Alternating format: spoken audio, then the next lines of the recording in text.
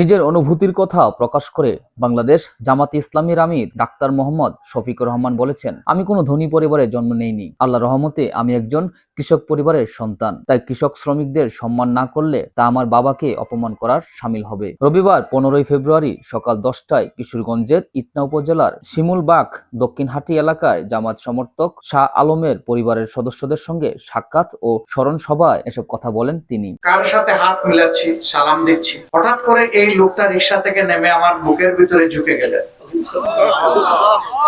আমিও তাকে অনেকক্ষণ জড়ায় ধরে রেখে দিলাম।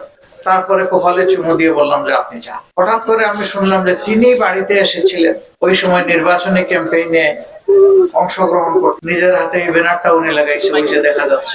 এই যে লোকটা হঠাৎ করে কেন আমার বুকের ভিতরে ঢুকলেন এখন বুঝতে পারছি।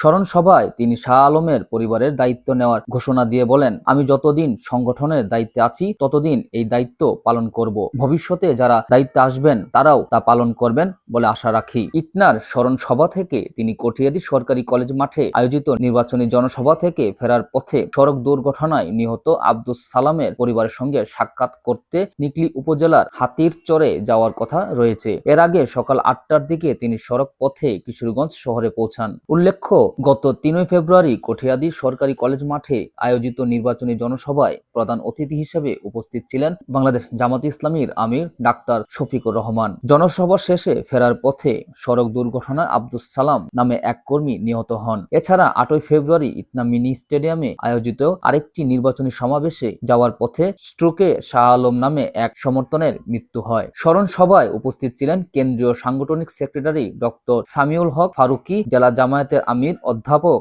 মোহাম্মদ রমজান আলী, সেক্রেটারি মাওলানা নাজমুল ইসলাম, কাপাসিয়ার নবনির্বাচিত এমপি সালাউদ্দিন আইয়ুবী এবং ঢাকা উত্তর মহানগরের জামায়াতের মজলিসের শুরা সদস্য অ্যাডভোকেট রুকন রেজা শেখ।